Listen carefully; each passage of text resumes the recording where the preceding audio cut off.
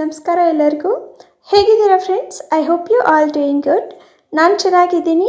ನೀವು ಹೇಗಿದ್ದೀರಾ ಅಂತ ಕಮೆಂಟ್ ಸೆಕ್ಷನಲ್ಲಿ ನನ್ನ ಜೊತೆ ಶೇರ್ ಮಾಡ್ಕೊಳ್ಳಿ. ಮನೆಯಲ್ಲಿ ಸ್ಕೂಲ್ಗೆ ಹೋಗೋ ಮಕ್ಕಳಿದ್ರೆ ಅವ್ರಿಗೆ ವೀಕೆಂಡಲ್ಲೇ ನಾವು ಟೈಮ್ ಸ್ಪೆಂಡ್ ಮಾಡಿ ಕೇರ್ ತೊಗೊಳಕ್ಕಾಗೋದು. ಅಂದರೆ ಸ್ಕಿನ್ಗೆ ಇರ್ಬೋದು, ಏರ್ಗೆ ಇರ್ಬೋದು, ಬಾಡಿಗೆ ಇರ್ಬೋದು. ಅಂತಹ ಮಕ್ಕಳಿಗೆ ನಾವು ಮನೆಯಲ್ಲೇ ಸಿಗುವಂತಹ ಹಾಲಿನ ಕೆನೆ, ಬೆಣ್ಣೆ ಈ ಥರದ ನಾವು ಇಂಗ್ರೀಡಿಯೆಂಟ್ಸನ್ನು ಉಪಯೋಗಿಸ್ಕೊಂಡು ಯಾವ ರೀತಿ ಬಾಡಿ ಮಸಾಜ್ ಮಾಡ್ಬೋದು, ಫೇಸ್ಗೆ ಕೇರ್ ತಗೋಬೋದು, ಹೇರ್ ರೊಟೀನ್ನ ಕಂಟಿನ್ಯೂ ಮಾಡ್ಬೋದು ಎಂಬುದನ್ನೆಲ್ಲ ಈ ವಿಡಿಯೋದಲ್ಲಿ ತೋರಿಸ್ಕೊಟ್ಟಿದ್ದೀನಿ. ಸೊ ಈ ವಿಡಿಯೋ ಸ್ಕೂಲ್ಗೆ ಹೋಗೋವಂತಹ ಎಲ್ಲ ಮಕ್ಕಳಿಗೂ ಖಂಡಿತ ಯೂಸ್ ಆಗುತ್ತೆ, ಪ್ಲಸ್ ಹೆಲ್ದಿ ಸಹನು.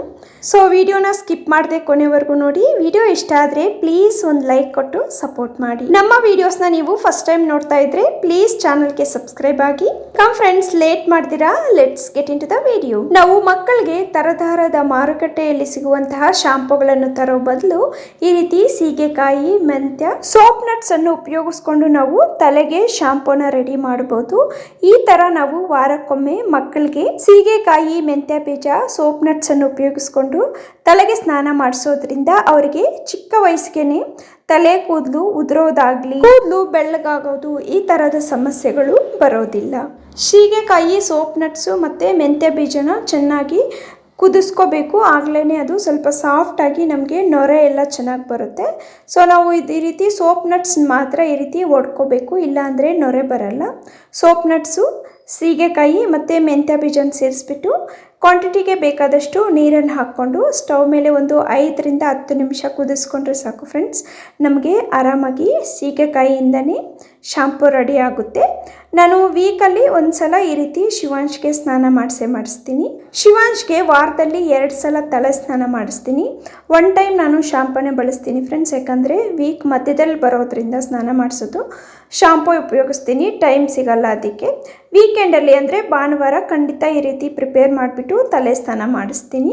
ಈ ಸೀಗೆಕಾಯಿ ನೀರೆಲ್ಲ ತಣ್ಣಗಾಗೋದ್ರ ಒಳಗಡೆ ನಾವು ಮಕ್ಕಳಿಗೆ ಏನೆಲ್ಲ ಮಾಡ್ಬೋದು, ಯಾವ ರೀತಿ ಕೇರ್ ತಗೋಬೇಕು ಎಂಬುದನ್ನೆಲ್ಲ ತೋರಿಸ್ಕೊಡ್ತೀನಿ ಬನ್ನಿ. ಮೊದಲು ನಾನು ಶಿವಾಂಶ್ಗೆ ಹೆಡ್ ಮಸಾಜ್ ಮಾಡ್ತಾ ಇದ್ದೀನಿ. ಸ್ವಲ್ಪ ಹರಳೆಣ್ಣೆ, ಸ್ವಲ್ಪ ಕೊಬ್ಬರಿ ಎಣ್ಣೆ ಮತ್ತು 2 ಲವಂಗ ಸೇರಿಸ್ಬಿಟ್ಟು ಎಣ್ಣೆನ ಕಾಯಿಸ್ಕೊಂಡಿದ್ದೀನಿ. ಈಗ ನೀಟಾಗಿ ತಲೆಗೆ ಒಂದು 5 ನಿಮಿಷ ಮಸಾಜ್ ಮಾಡಿಬಿಟ್ಟು ಬಿಡ್ತೀನಿ. ಈ ರೀತಿ ನಾವು ಮಕ್ಕಳಿಗೆ ಚಿಕ್ಕ ವಯಸ್ಸಿನಿಂದಲೇ ಎಣ್ಣೆಗಳನ್ನೆಲ್ಲ ಕಾಯಿಸಿ ಬೇಕಾಗಿರುವಂಥ ಹರ್ಬ್ಸನ್ನೆಲ್ಲ ಅದರಲ್ಲಿ ಕುದಿಸಿ ಸ್ವಲ್ಪ ತಲೆಗೆ ಮಸಾಜ್ ಮಾಡೋದ್ರಿಂದ ಅವ್ರಿಗೆ ದೊಡ್ಡವರಾದಾಗ ಅಷ್ಟು ಬೇಗ ತಲೆನೋವು ಬರೋದು ಇಲ್ಲ ತಲೆ ಕೂದಲು ಉದುರೋದು, ಕೂದಲು ಬೇಗ ಬಿಳಿ ಕಲರ್ಗೆ ಚೇಂಜ್ ಆಗೋದು, ಈ ಥರದ ಸಮಸ್ಯೆಗಳೆಲ್ಲ ಅಷ್ಟು ಬೇಗ ಬರಲ್ಲ. ಮಕ್ಕಳಿಗೆ ಈ ರೀತಿ ಚಿಕ್ಕ ವಯಸ್ಸಿಂದನೇ ರೂಢಿ ಮಾಡೋದ್ರಿಂದ ದೊಡ್ಡವರಾದ ಮೇಲೂ ಸಹ ಅವರಾಗವರು ಕೇರ್ ತಗೊಳ್ಳೋಂತಹ ಇಂಟ್ರೆಸ್ಟ್ ಅವ್ರಿಗೂ ಬರುತ್ತೆ. ಅವ್ರ ಮಕ್ಕಳಿಗೆ ಸಹ ಅದೇ ರೀತಿ ಕೇರ್ ತಗೊತಾರೆ.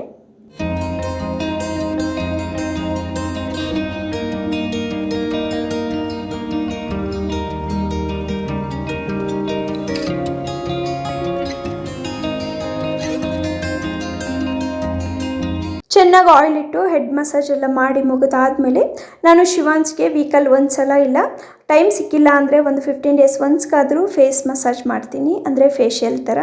ಆ ಫೇಶಿಯಲ್ಗೆ ಸಹ ನಾನು ಮನೆಯಲ್ಲೇ ಕ್ರೀಮ್ನ ಪ್ರಿಪೇರ್ ಮಾಡ್ಕೊತೀನಿ. ಸ್ವಲ್ಪ ಹಾಲಿನ ಕೆನೆ, ಆಲ್ಮಂಡ್ ಆಯಿಲ್ ಸೇರಿಸ್ಬಿಟ್ಟು ಈ ರೀತಿ ನೀಟಾಗಿ ಮಿಕ್ಸ್ ಮಾಡಿಬಿಟ್ರೆ ಒಳ್ಳೆ ಕ್ರೀಮ್ ಪ್ರಿಪೇರ್ ಆಗುತ್ತೆ. ನಾವು ಆಚೆ ಕಡೆ ಮಾರ್ಕೆಟಲ್ಲಿ ತೊಗೊಂಬರುವಂತಹ ಕ್ರೀಮ್ಗಿಂತನೂ ತುಂಬ ಚೆನ್ನಾಗಿರುತ್ತೆ ಫ್ರೆಂಡ್ಸ್ ಈ ಕ್ರೀಮು. ತಪ್ಪದೆ ನಾವು ಮಕ್ಕಳಿಗೆ ಈ ರೀತಿ ಮನೆಯಲ್ಲಿ ಟ್ರೈ ಮಾಡಬೇಕು.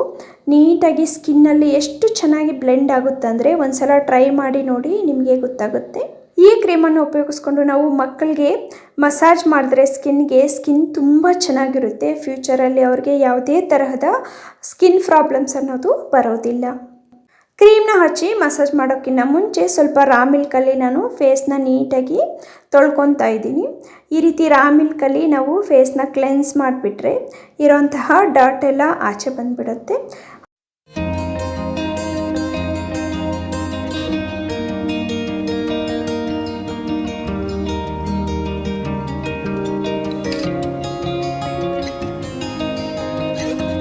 ಈಗ ಕ್ರೀಮ್ನ ಹಚ್ಕೊತಾ ನಾವು ನಮಗೆ ಯಾವ ರೀತಿ ಫೇಶಿಯಲ್ನ ಮಾಡ್ಕೊತೀವೋ ಅದೇ ಮಸಾಜ್ ಸ್ಟೆಪ್ಸನ್ನೇ ನಾವು ಮಕ್ಕಳಿಗೂ ಉಪಯೋಗಿಸ್ಬೋದು. ಬಟ್ ಸ್ವಲ್ಪ ಸಾಫ್ಟಾಗಿ ಹ್ಯಾಂಡಲ್ ಮಾಡ್ಕೋಬೇಕಾಗತ್ತೆ.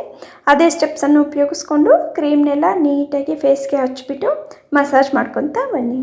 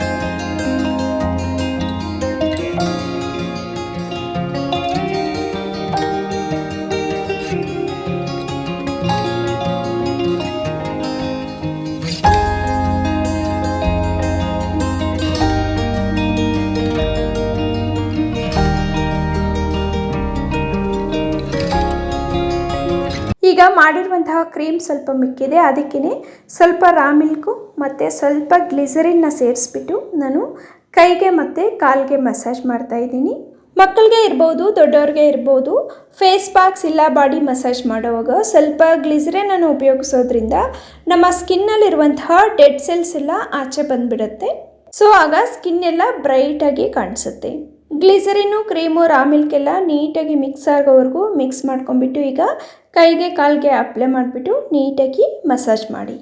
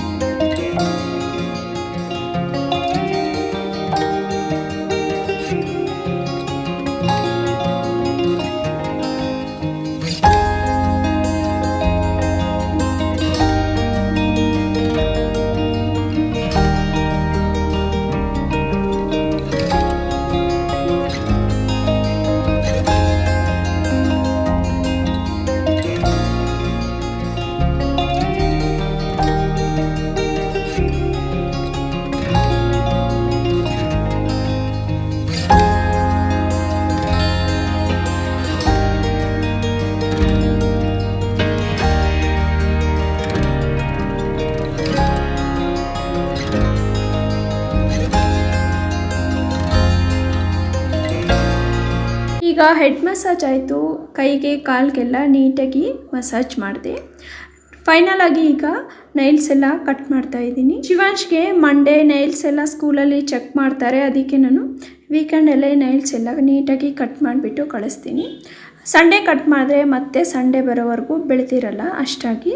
ಸೊ ನಾನು ವೀಕೆಂಡಲ್ಲೇ ಕಂಪ್ಲೀಟಾಗಿ ನಾನು ಬಾಡಿ ಕೇರ್ ತೊಗೊತೀನಿ ಶಿವಾಂಶ್ಗೆ. ವೀಕ್ ಮಧ್ಯದಲ್ಲಿ ತೊಗೊಳಕ್ಕಾಗಲ್ಲ, ಯಾಕಂದರೆ ಮಕ್ಕಳಿಗೆ ಸ್ಕೂಲ್ಗೆ ಹೋಗುವಾಗ ನಾವು ಯಾವುದೇ ರೀತಿಯ ಈ ಥರ ಕೇರ್ ತಗೊಳಕ್ಕಾಗಲ್ಲ. ಅವ್ರಿಗೆ ತಿನ್ನಿಸಿ ಸ್ನಾನ ಮಾಡಿಸಿ ಹೋಮ್ವರ್ಕ್ ಎಲ್ಲ ಮಾಡಿಸೋಷ್ಟೊತ್ತಿಗೆ ಟೈಮ್ ಆಗುತ್ತೆ. ಅವ್ರಿಗೂ ಜಾಸ್ತಿ ಪ್ರೆಷರ್ ಮಾಡೋಕ್ಕಾಗಲ್ಲ ಫ್ರೆಂಡ್ಸ್. ನಾವು ರೆಗ್ಯುಲರಾಗಿ ಇದನ್ನು ಮಾಡ್ಕೊಳ್ಳಿ, ಅದನ್ನು ಮಾಡ್ಕೊಳ್ಳಿ, ಅದನ್ನು ಮಾಡ್ತೀನಿ ಬನ್ನಿ, ಇದನ್ನು ಮಾಡ್ತೀನಿ ಬನ್ನಿ ಅಂದರೆ ಮಕ್ಕಳು ಇರಿಟೇಟ್ ಫೀಲ್ ಆಗ್ತಾರೆ. ಯಾಕಂದರೆ ಸ್ಕೂಲಲ್ಲಿ ಜಾಸ್ತಿ ಪ್ರೆಷರ್ ಇರುತ್ತೆ. ಮನೆಗೆ ಬಂದ ಮೇಲೂ ಸಹ ಹೋಮ್ವರ್ಕ್ ಜಾಸ್ತಿ ಕೊಡೋದ್ರಿಂದ ನಾವು ಮನೆ ಬಂದ ತಕ್ಷಣ ಅದು ಮಾಡ್ಕೊಳ್ಳಿ, ಇದು ಮಾಡ್ಕೊಳ್ಳಿ ಅಂತ ಪ್ರೆಷರ್ ಕೊಟ್ಟರೆ ಅವ್ರು ಸ್ವಲ್ಪ ಸ್ಟ್ರೆಸ್ ಫೀಲ್ ಆಗ್ತಾರೆ. ಮುಂದಿನ ಫ್ಯೂಚರ್ ಹೆಂಗಿರುತ್ತೋ ಏನೋ ನಾವು ನೋಡಿರಲ್ಲ ಫ್ರೆಂಡ್ಸ್. ಮಕ್ಕಳಿಗೆ ಇರ್ಬೋದು, ದೊಡ್ಡವ್ರಿಗೆ ಇರ್ಬೋದು, ಅಟ್ ಪ್ರೆಸೆಂಟ್ ಏನಿದೆಯೋ ಅದನ್ನು ಪೀಸ್ಫುಲ್ಲಾಗಿ ಪ್ರಶಾಂತವಾಗಿ ಲೈಫ್ನ ಲೀಡ್ ಮಾಡೋಕ್ಕೆ ಬಿಡಬೇಕು. ಅವರು ಓದ್ತಾರೆ, ಓದಲ್ಲ ಅನ್ನಲ್ಲ. ಸ್ಕೂಲಲ್ಲಿ ಸೇಮ್ ಪ್ರೆಷರ್ ಕೊಟ್ಟು ಮನೆಯಲ್ಲೂ ಸೇಮ್ ಪ್ರೆಷರ್ ಕೊಟ್ಟರೆ ಪಾಪ ಚಿಕ್ಕ ಬ್ರೈನ್ ಅದು ಏನಾಗ್ಬೋದು. ಅದಕ್ಕೆ ನಾನು ಜಾಸ್ತಿ ಪ್ರೆಷರ್ ಮಾಡೋಕ್ಕೆ ಹೋಗಲ್ಲ. ಏನೇ ಇದ್ದರೂ ಹೋಮ್ವರ್ಕು ಅವ್ನು ರಿಲ್ಯಾಕ್ಸ್ ಆದ ನಂತರನೇ ಅವನಿಗೆ ಕಂಪ್ಲೀಟ್ ಮಾಡೋಕ್ಕೆ ಬಿಡ್ತೀನಿ. ಅವನು ಎಷ್ಟು ಓದಿದ್ರೆ ಅಷ್ಟೇ ನಾನು ಓಕೆ ಮಾಡ್ತೀನಿ. ಇಷ್ಟು ಓದಲೇಬೇಕು, ಅಷ್ಟು ಹೋಮ್ವರ್ಕ್ ಮಾಡಬೇಕು ಅಂತ ನಾನು ಪ್ರೆಷರ್ ಮಾಡೋದು ಇಲ್ಲ. ಸೊ ನಾನು ಅವನಿಗೆ ಯಾವುದೇ ಬಾಡಿ ಕೇರ್ ತೊಗೋಬೇಕಾದ್ರೂ ಇಲ್ಲ ರೊಟೀನ್ ಮಾಡಬೇಕಾದ್ರೂ ಸಂಡೇ ಆಫ್ಟರ್ನೂನ್ ಮೇಲೆ ಮಾತ್ರ ಇಟ್ಕೊತೀನಿ. ಯಾಕಂದರೆ ಅವನಿಗೂ ಆರಾಮ್ ಅನಿಸಿರುತ್ತೆ. ಬೆಳಗ್ಗೆ ಲೇಟಾಗಿ ಎದ್ದು ಟಿಫನ್ ತಿಂದು ರಿಲ್ಯಾಕ್ಸ್ ಆಗಿ ಆಟ ಆಡ್ಕೊಂಡು ನಂತರ ಸ್ಟಾರ್ಟ್ ಮಾಡಿದ್ರೆ ಅವರು ನಮಗೆ ಚೆನ್ನಾಗಿ ಕೋಆಪ್ರೇಟ್ ಮಾಡ್ತಾರೆ. ಇಲ್ಲ ಅಂದರೆ ಅವ್ರಿಗೆ ಮಾಡಿಸ್ಕೊಳ್ಳೋಕ್ಕೂ ಇಂಟ್ರೆಸ್ಟ್ ಇರೋಲ್ಲ. ನಾವು ಯಾವ ರೀತಿ ಕೇರ್ ತಗೋಬೇಕು ಅಂದ್ಕೊಂಡಿರ್ತೀವೋ ಆ ರೀತಿ ಕೇರ್ ತೊಗೊಳಕ್ಕೂ ಆಗೋದಿಲ್ಲ. ಸೊ ಅವ್ರಿಗೆ ರಿಲ್ಯಾಕ್ಸ್ ಆಗಿ ಅವ್ರ ಟೈಮ್ ಅವ್ರಿಗೆ ಕೊಟ್ಟು ಮತ್ತೆ ನಾವು ಕೇರ್ ತೊಗೊಳಕ್ಕೋದ್ರೆ ಅವರು ಸಹ ಖುಷಿಯಾಗಿ ನಾವು ಏನೇ ಮಾಡಿದ್ರೂ ಮಾಡಿಸ್ಕೊತಾರೆ. ನೈಲ್ ಕಟಿಂಗ್ ಎಲ್ಲ ಮುಗೀತು. ನಾವು ಸೀಗೆಕಾಯಿ ಎಲ್ಲ ಕುದಿಸಿದ್ವಲ್ಲ ಫ್ರೆಂಡ್ಸ್, ಅದು ಚೆನ್ನಾಗಿ ಆರಿದೆ. ಈಗ ಇದನ್ನೆಲ್ಲ ನೀಟಾಗಿ ಹಿಸ್ಕೊಂಬಿಟ್ಟು ನೊರೆ ಬರುತ್ತಲ್ಲ, ಆ ನೊರೆಯಿಂದ ನಾವು ಲಿಕ್ವಿಡಿಂದ ಸ್ನಾನ ಮಾಡಿಸ್ಬೇಕು.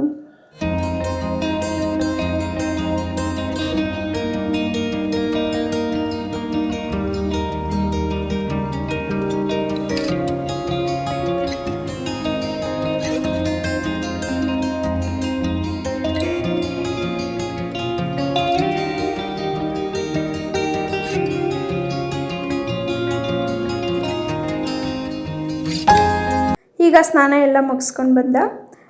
ನಾವು ಸೀಗೆಕಾಯಿನ ಉಪಯೋಗಿಸಿ ಸ್ನಾನ ಮಾಡಿಸಿದ್ದೀವಲ್ಲ ತಲೆಗೆ, ಕೂದಲೆಲ್ಲ ತುಂಬ ಚೆನ್ನಾಗಿ ಫ್ರೇಗ್ರೆನ್ಸ್ ಇತ್ತು. ಮಕ್ಕಳಂತಲೇ ಅಲ್ಲ ಫ್ರೆಂಡ್ಸ್, ನಾವು ವೀಕಲ್ಲಿ ಒಂದು ಸಲ ಈ ರೀತಿ ಸೀಗೆಕಾಯಿ, ಮೆಂತ್ಯ ಬೀಜ, ಸೋಪ್, ಸೀನಟ್ಸನ್ನು ಉಪಯೋಗಿಸ್ಕೊಂಡು ಚೆನ್ನಾಗಿ ಕುದಿಸ್ಬಿಟ್ಟು ಆ ನೀರಲ್ಲಿ ನಾವು ತಲೆ ಸ್ನಾನ ಮಾಡಿದ್ರೆ ನಮಗೆ ಬಿಳಿ ಕೂದಲು ಬೇಗ ಬರೋದಿಲ್ಲ. ಹೇರ್ ಫಾಲ್ ಸಹ ಕಂಟ್ರೋಲ್ ಆಗುತ್ತೆ. ಹೇರ್ ಫಾಲ್ ಜಾಸ್ತಿ ಇದ್ದವ್ರಿಗೆ ಹೊಸ ಕೂದಲು ಬರೋಕ್ಕೆ ಸ್ಟಾರ್ಟ್ ಆಗುತ್ತೆ. ನನಗೆ ಚೆನ್ನಾಗಿ ನೆನಪಿದೆ, ನಮ್ಮ ತೋಟದ ಹತ್ರ ಹಸಿ ಸೀಗೆಕಾಯಿ ಸಿಗ್ತಾಯಿತ್ತು. ನಾವು ಚಿಕ್ಕ ಮಕ್ಕಳಿದ್ದಾಗ ನಮ್ಮಮ್ಮ ಆ ಹಸಿ ಸೀಗೆಕಾಯಿನ ಕಿತ್ಕೊಂಡ್ಬಂದು ಕೂದಿಸಿ ನಮಗೆ ಸ್ನಾನ ಮಾಡಿಸೋರು. ಕೂದಲು ಎಷ್ಟು ಚೆನ್ನಾಗಿತ್ತು ಗೊತ್ತಾ ಫ್ರೆಂಡ್ಸ್ ಆಗಲೇ. ಈಗ ಶಾಂಪೂಗಳೆಲ್ಲ ಬಳಸಿ ಚೆನ್ನಾಗಿ ಉದುರೋಗಿದೆ. ಇದಕ್ಕಿಂತ 3 ಪಟ್ಟು ಜಾಸ್ತಿ ಇತ್ತು ಕೂದಲು ಆಗ ಅಮ್ಮ ಕೇರ್ ತಗೊಳ್ಳೋವಾಗ. ಇಷ್ಟೇ ಫ್ರೆಂಡ್ಸ್, ಈ ವ್ಲಾಗ್ನ ಇಲ್ಲಿಗೆ ಎಂಡ್ ಮಾಡ್ತಾ ಇದ್ದೀನಿ.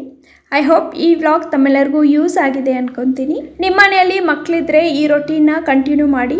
ವಿದಿನ್ 1 ಮಂತಲ್ಲಿ ನಿಮಗೆ ರಿಸಲ್ಟ್ ಗೊತ್ತಾಗುತ್ತೆ. ಸ್ಕಿನ್ನೆಲ್ಲ ಎಷ್ಟು ಚೆನ್ನಾಗಿ ಬ್ರೈಟ್ ಆಗುತ್ತೆ, ಪ್ಲಸ್ ಸ್ಕಿನ್ ತುಂಬ ಸಾಫ್ಟ್ ಆಗುತ್ತೆ, ಪ್ಲಸ್ ಕೂದಲು ಸಹ ಚೆನ್ನಾಗಿ ಬೆಳೆಯೋಕ್ಕೆ ಸ್ಟಾರ್ಟ್ ಆಗುತ್ತೆ. ಈ ರೊಟೀನ್ನ ನಾವು ಆರಾಮಾಗಿ ದೊಡ್ಡವ್ರು ಸಹ ಮಾಡ್ಬೋದು ನಮಗೆ ಟೈಮ್ ಸಿಕ್ಕಾಗ.